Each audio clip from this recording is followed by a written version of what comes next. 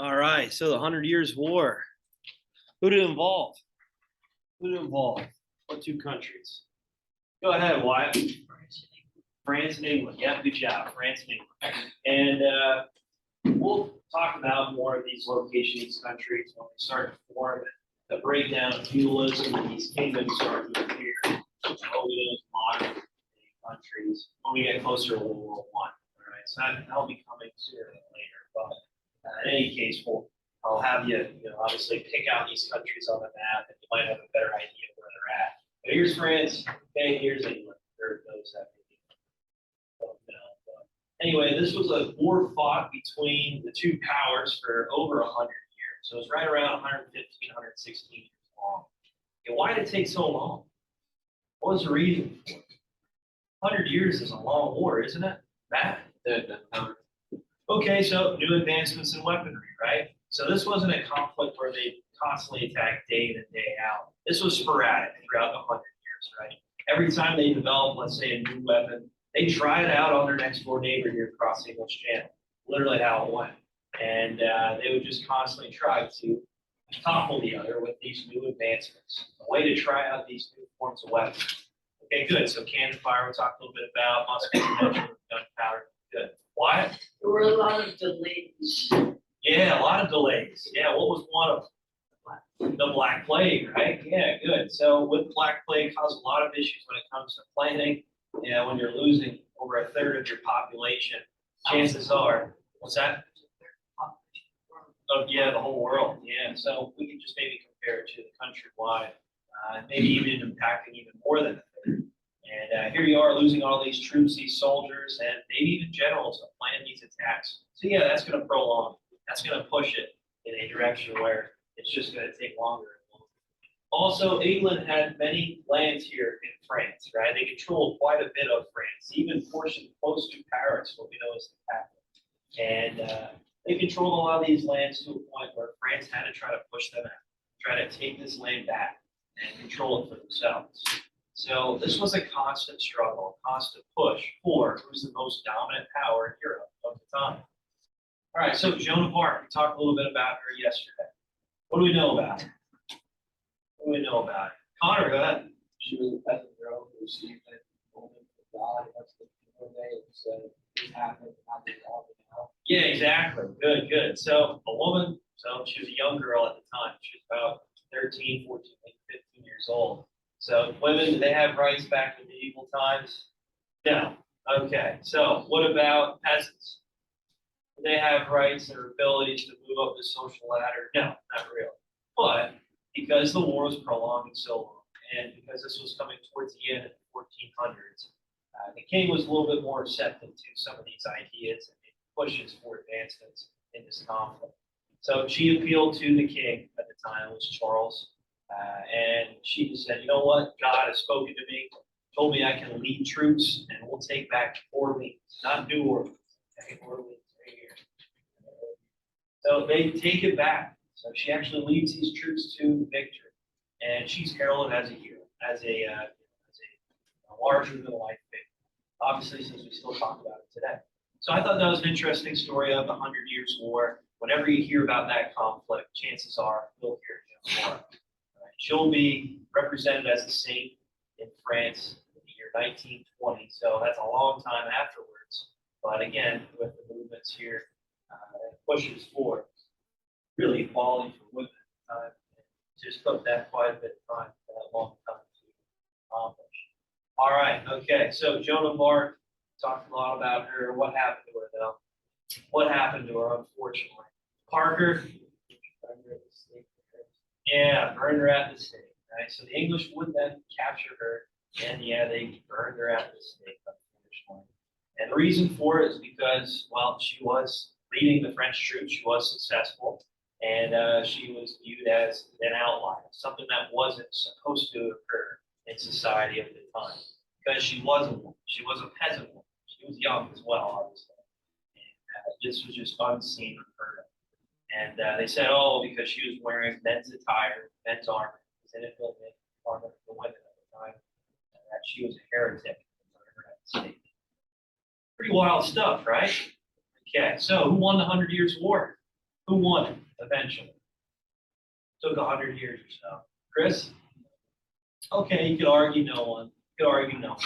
But you could maybe say, if you had to put it, lay it out, who took over the lands and pushed Britain out, England, or France, sorry. So France would win 100 years more, technically, because they pushed the British forces out of mainland Europe. Does that make sense? Okay, okay. All right. All right, so we signed for today. Oh, real quick, with the plague. What brought on the plague? What brought on the plague?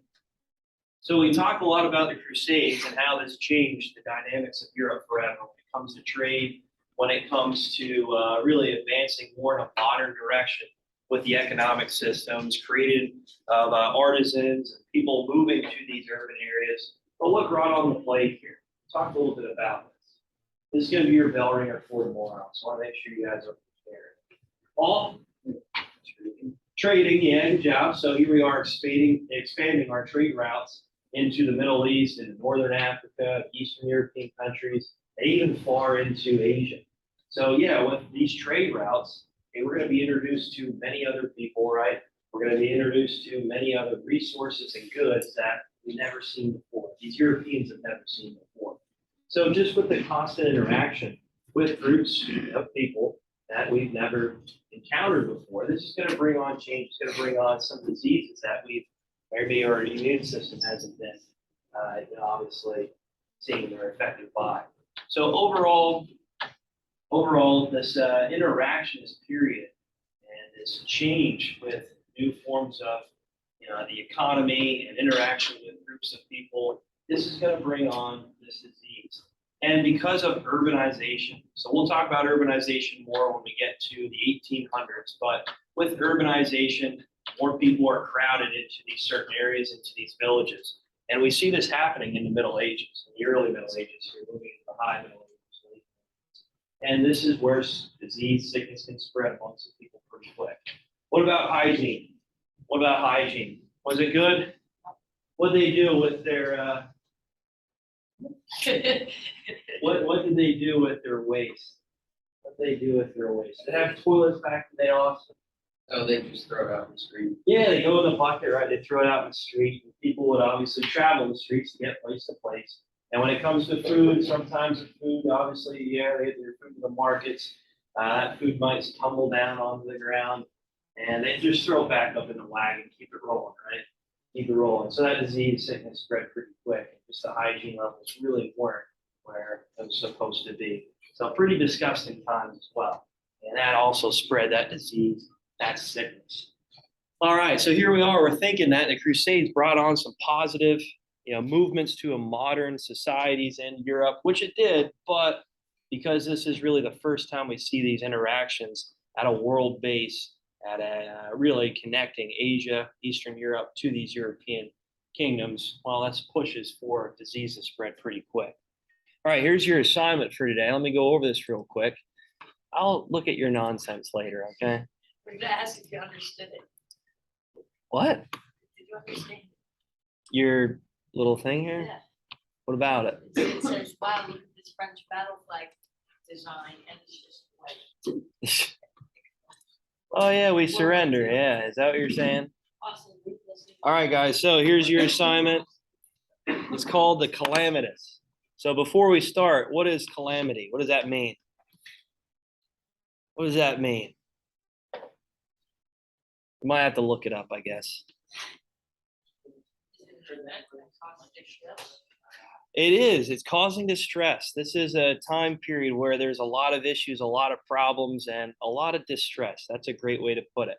So with the Middle Ages, okay, obviously we see a lot of turmoil, a lot of problems, especially with the Black Plague.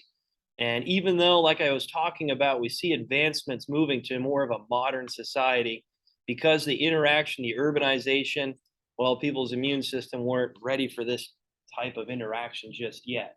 And this disease sickness spreads pretty quick.